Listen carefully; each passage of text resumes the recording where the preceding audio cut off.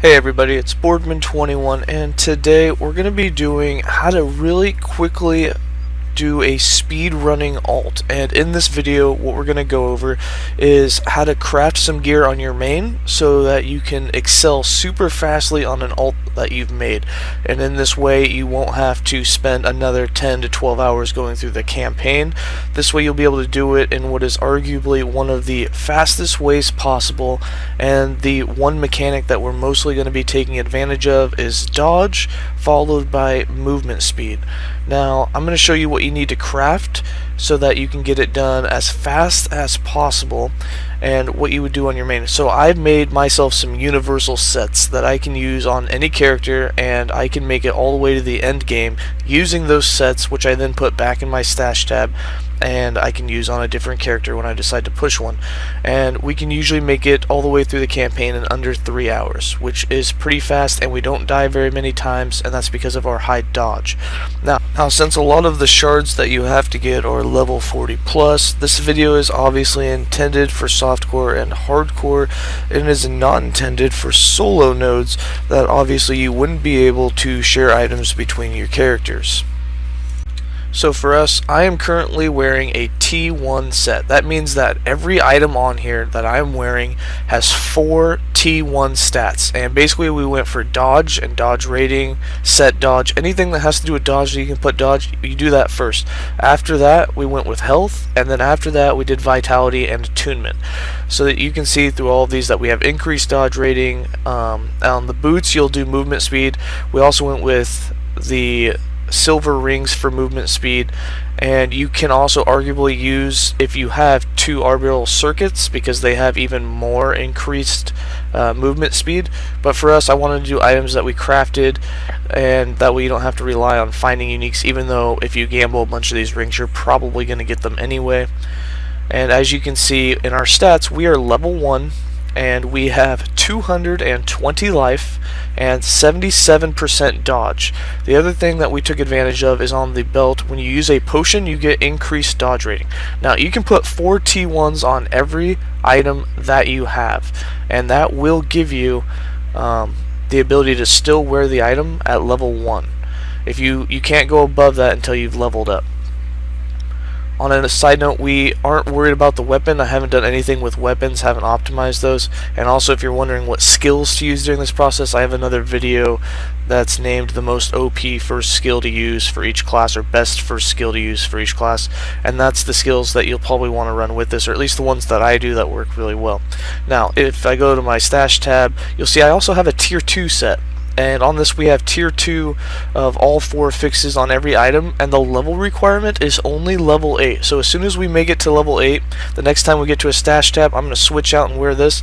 Once we put these items on, we actually sit at 79 to 80% dodge, and you can run that all the way until you finish the game. And a T3 set, you have to be level 26 to wear, and we actually end up finishing the campaign between level 26 and 30, so I didn't even take the time to make the whole set, because you don't even really get to wear it during the speed run. Since we're running by and not killing everything, you're going to be super low level at the very end of this.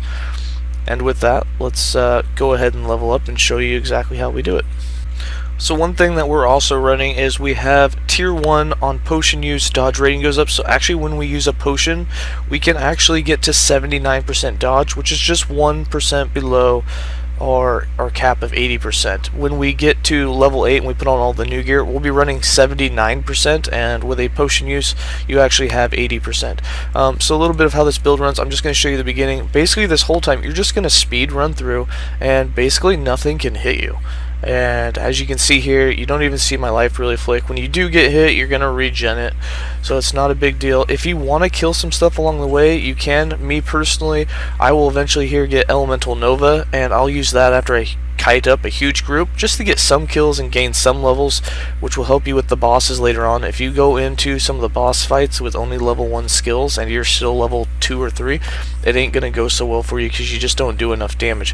That is also based on what weapon you're using. Once again, I haven't optimized weapon uses at the time of this video, but once I decide which weapon is best with which skills, I'll make a complete video that will showcase all of that.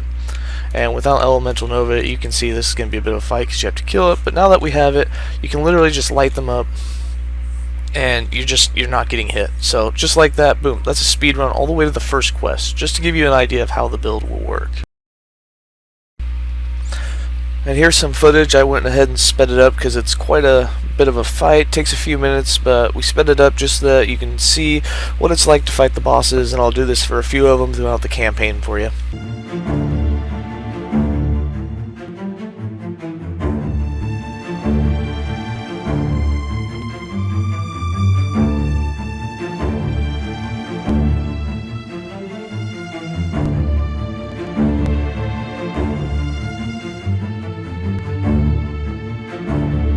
Alright, now that we've finished that first boss and we're back in the Council of Chambers, we also hit level 8, which means perfect timing. You finish the boss, you have to come back here to complete all the quests, turn them in and get the new quest, and now we can put on our tier 2 set and put our tier 1 set back in here. And you'll see that before we had 75% dodge. It had gone down a couple points since we leveled up a little bit, and now we should be back up to 79% dodge when we put on our tier 2 set, and that's going to last us all the way till the end of the entire push. Also, since everything's tier 2, it's slightly more powerful. Let's make sure all of these are no level requirements.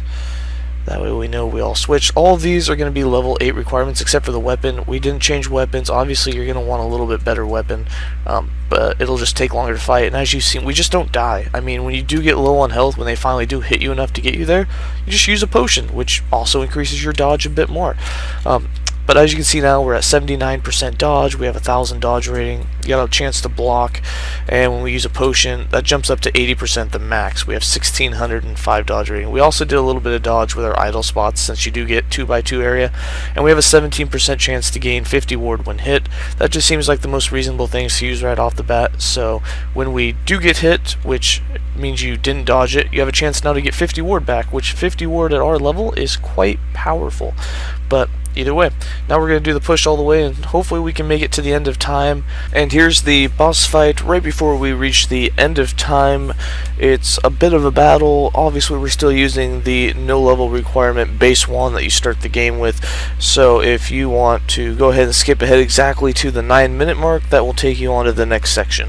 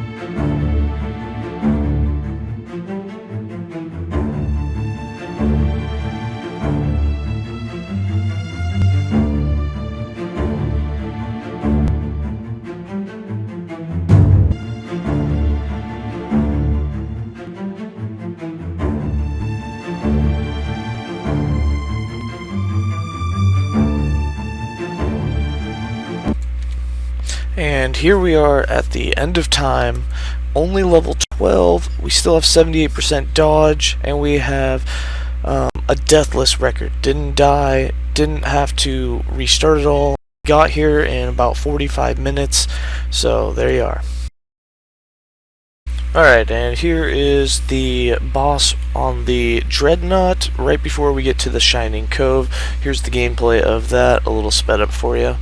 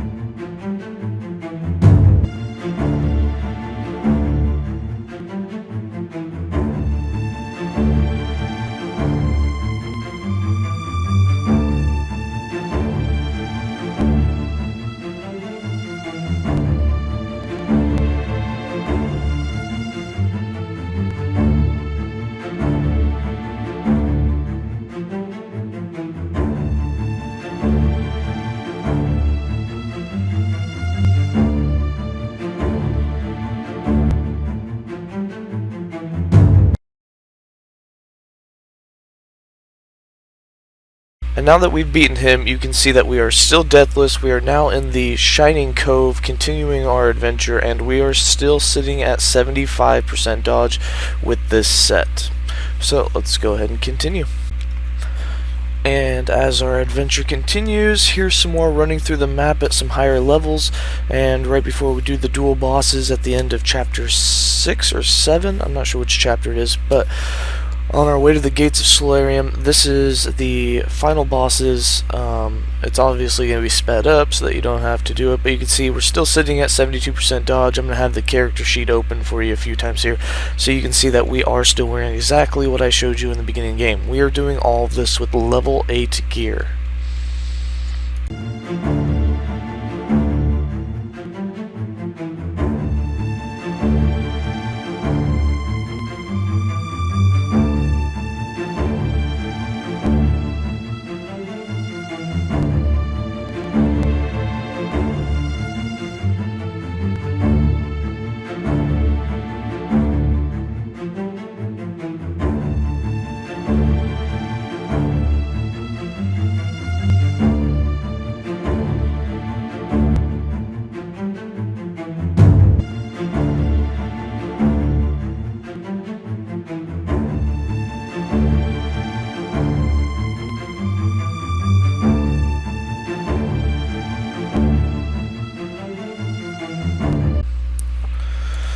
And now we have reached the final acts. We are going to be going through the Divine Era, finishing up the final quest, and as you can see, we're starting to get into the higher levels. Our area level is 44, so it's going to get, I think the highest is 48 towards the boss zone. I don't remember off the top of my head, but point being that we're still sitting at 72% dodge with this level 8 set. We did change weapons, so if anyone's wondering, at level 17 we did end up putting on an Ice Scepter, but everything else is still our level 8 gear. We still have everything, and we don't have any extra protections or anything from our Ice Scepter, just a little bit of damage because some of the boss fights were starting to take forever, so I just said screw it. You can see we are still deathless. We're sitting at 648 health, 72% dodge. We still have quite some resistance from our gear as well, with some damage reduction. There's obviously no glancing blow, which might hurt us, but we're also running Flame Ward as a mage. There are skills that you can use. If you're primalist, you can do Entangling Roots for heals and things like that. So there's still some protections out there that you can do for every class to have a little bit extra survivability. But this gear is going to push us all the way to the end, and we're still going to be deathless. But with that, let's go ahead and continue. The only person I'm worried about is the Matriarch at this point. Alright, and we've made it to the final boss and the final chapter so far in the story of the game in beta. And what we have is we are actually at 78% dodge in this area, which is weird because we were running at 71%, so it's just weird that it jumped up to 78 for us in this area, but it's nice because we're going to battle the boss.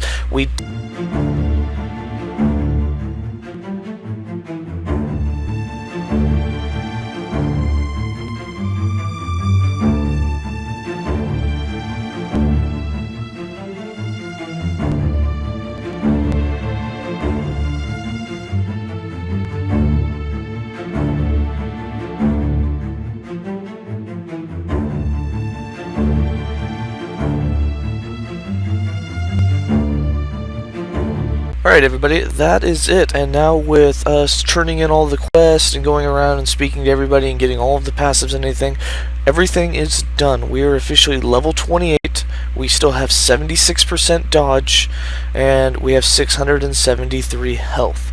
And with that, we still have the level 8 complete set on. Everything's there. We were still using that level 17 weapon, and we only died one time, which if you weren't kiting so much and we would have killed them a little bit slower there in the Wagari Fortress, we wouldn't have even had that death. But you can see we have all of our inventory slots. We have all of our passives, 23 plus 20, so we got 43 passives, and we are only level 26. With that, one final say on the items. So as you can see, I'm going to hover over all of them so you can see exactly what's on them. We have vitality, attunement, dodge rating, health on the gloves. On the boots, we have percent increased dodge rating, vitality, added dodge rating, and 10% movement speed. We have set health, set dodge on all 4 jewelry pieces. We have health and elemental on this one. We have dodge rating and health on the ring, and dodge and health on the other ring. And on our amulet, we have dodge and health as well. On our belt, we have the percentage increased dodge rating, added dodge rating, health, and then the added dodge rating for 4 seconds on potion use. And then on our helm, we have vitality, attunement, dodge, and health. Chest, increased dodge rating, added dodge rating, vitality, and health. And with the shield, we went with block chance, block protection, dodge rating, and health. And then just the weapon that we run for the mage was just some extra elemental and cold damage. And we were going to run Shatter Strike, but we didn't, and that's why we have the Ice Scepter. But yeah, that is it for our set. And if you're wondering again what was on the first set, it's all the same stuff, just tier 1 instead of tier 2. None of this has any tier 3s on it, so it's all tier 1 and tier 2 stuff. And yeah, that's it. Thanks for watching.